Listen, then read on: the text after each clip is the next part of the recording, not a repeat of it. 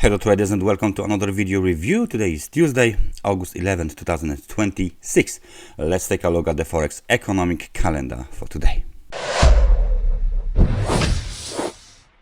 So what do we have here in the calendar? Very important data releases. First one is, of course, from the Australia interest rate decision made by the Reserve Bank of Australia.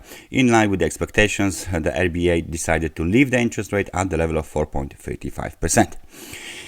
We are still waiting for the existing home sales data that are scheduled for release at 4 o'clock, and the short-term energy outlook scheduled for release at 6 o'clock. And that's about the high important data releases for Tuesday. So without any further ado, let's switch to the charts, and we start with euro dollar. So the euro-dollar 4-hour time frame chart moving lower, pulling back from the extremely overbought conditions and the level of 1.1581. Let me just place this level here on the chart, so we know that there is a technical resistance here. This one used to be support, now it's a resistance. Right now we are trading around 1.1535. We are above the blue and yellow channels, as you can see. So if we zoom out, you can see it clearly. Nevertheless, the momentum is at the level of 50, so it's either bounce and move higher, or we are back inside of the channel, and then we will have apparently false breakout. Major short-term technical support 1.15 or 102, and this is the level that is the key right now for the bulls. If they lost this level, the outlook remains, the outlook will change for more bearish in the short term. Cable keeps moving higher. A local high was made at 1.3529. We are getting closer and closer to the swing high from the July 15, located at 1.3557. Momentum is still strong on the 4-hour time frame chart, 60 points. So we might see another movement to the upside here. Nevertheless, I'm looking for this area here. It looks like this level here is no longer respected. I guess that the technical support and this demand zone between 1.34 is the most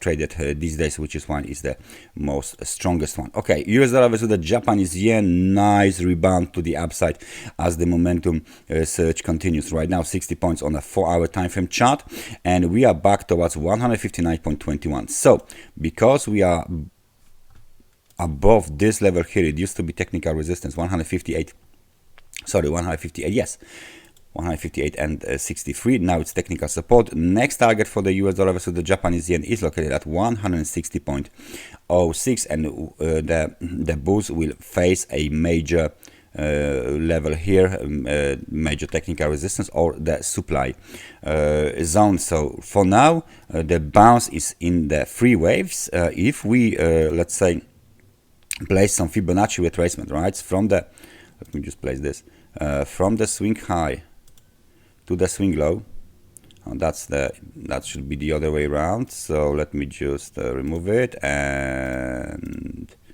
now, so from this extreme low to the extreme high, you can see that we retraced already 38%. Now we are about to hit 50%. This is 159.65. And now if we take into the account the measurement, trend extension measurement, you can see that this measurement is something like this, and 1-to-1 is roughly around the level of 160. So that might be another very interesting level for the bears to enter the market yet again. So that's the current situation on the US dollar versus the Japanese yen. Gold is surging. Local high made at 4,434 in a form of the doji candlestick pattern. Look at this, guys. Yes, we know this pattern. We have first initial confirmation from the gold. Right now we are moving lower to test the very important major technical resistance 4,365, 4,380. If we break below this level yet again, possibly then we will test the level of 4,305.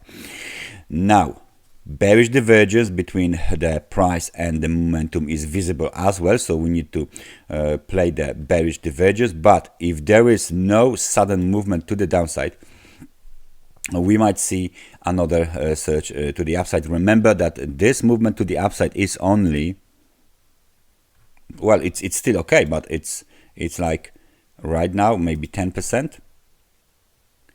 It's 12.5%. The previous movement to the upside was almost 20, so that's still not the biggest surge for the gold yet. We are waiting for the development. S&P 500 doesn't do much these days. Look at this, almost flat screen, almost no volatility. We are consolidating the recent gains after the pullback towards 7,700. We are consolidating these gains just below the recent all-time high as the momentum drops a little bit below the level of 70, right now 61. And we are waiting for the bulls to continue the movement to the upside. The overall the situation still looks bullish. Crude oil still moving higher. There is a breakout above the golden trend line on a 4-hour time frame chart. Let me just extend this this rectangle so you can see, guys, that the bulls are trying to cover the gap. So that's the first gap. The second gap is roughly around, let's say roughly around here. So first one is almost covered. This is the retail gap. There you go. There is the second one which was partially covered. Nevertheless, we hit the extremely overbought conditions, but if the macroeconomical data and especially global data got worse than they are right now, we might see another advance of the crude oil even higher. Right now the situation looks like this. So you can see that from the recent swing highs roughly around 116, we went as low as 67, and now the market is trying to yet again move higher. So let's see how this will develop. Now Bitcoin keeps doing nothing, completely nothing. A little bit of the upside, little bit of the downside, breakout above the trend line. We are go back to the trend line. Now we should test this trend line from above, and then maybe there will be some sort of the movement to the upside or continuation of the downside movement. Then the first target is roughly around 62,500, and this situation here will be considered as a false breakout. Momentum is already at the level of 39 points, so it's already weak. Bears are in charge of this market, so if there is more pressure here, then the market might see even the lower levels. From the perspective, if you want to take a look at the daily time frame chart, as you can see, momentum is very low. We are oscillating around the level of 50. Neither bulls nor bears are in charge of this market. Nevertheless, we got this big strong downtrend in the background that looks like a pause in the downtrend, maybe because it's a holiday season, maybe because not much is going on here with the Bitcoin, and the Bitcoin is not the favorite kid in the school, because right now everyone is looking at the AI advance and things like that. So that might be the other reason why there is not a lot of the volatility for the Bitcoin. Nevertheless, we will see in the future how this situation will develop. For now, we're testing that trend line. That's everything from me for today. Thank you very much for watching this analysis, and I hope I see you guys next time. Take care and bye bye.